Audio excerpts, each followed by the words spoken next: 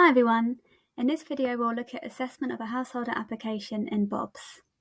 On BOPS, users do not write their report into a document.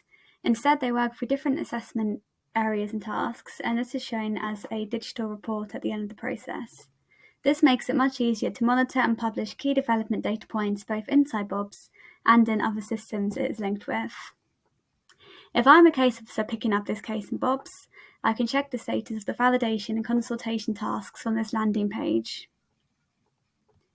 In the assessment task page, I can check the proposal details, documents, and other tabs to begin assessing all the information I will need about this application.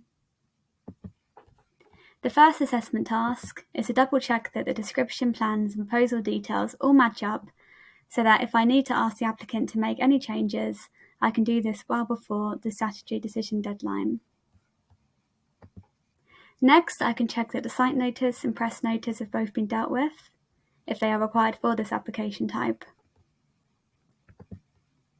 I can also check who I consulted and if they have responded yet. The site planning history check is still a manual process at the moment, but we are working on a solution to automate this. After doing these initial checks, I can move on to the optional report sections, including the summary of works, the site description, and the summary of any other relevant evidence or information for this site.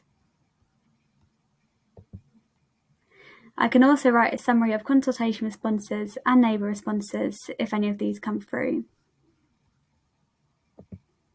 Throughout the process, I can clearly see on each page what will be made public and what information is only for internal use.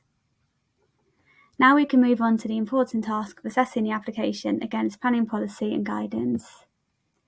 Here I can select any relevant assessment areas, provide policy references, and enter my assessment. I can add as many considerations as I need to do my full assessment.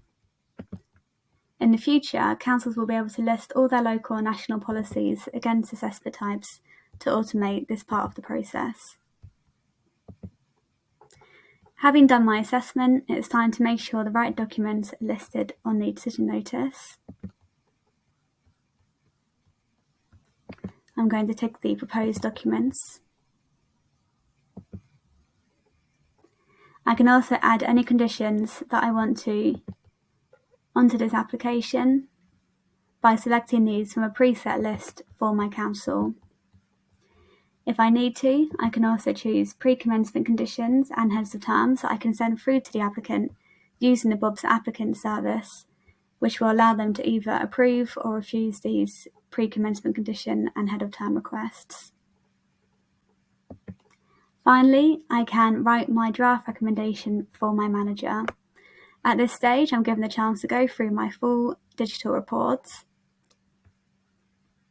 to check the documents on the decision notice, to select if the application needs to be decided by a planning committee, and to make my recommendation to my manager.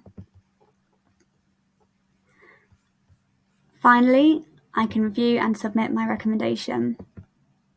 Again, I can check my report, view the draft decision notice, make sure all the details are correct, and I can submit this recommendation to my manager.